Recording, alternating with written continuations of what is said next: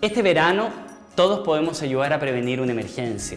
Por eso te invitamos a seguir estos consejos. Al apagar una fogata, empápala totalmente con agua, no solo los trozos de leña incandescentes. Cubre con tierra y mézclala con agua hasta que el material esté frío y no chisporrotee. Todos podemos ayudar a prevenir una emergencia. Súmate a esta campaña. Seamos parte de una corriente responsable.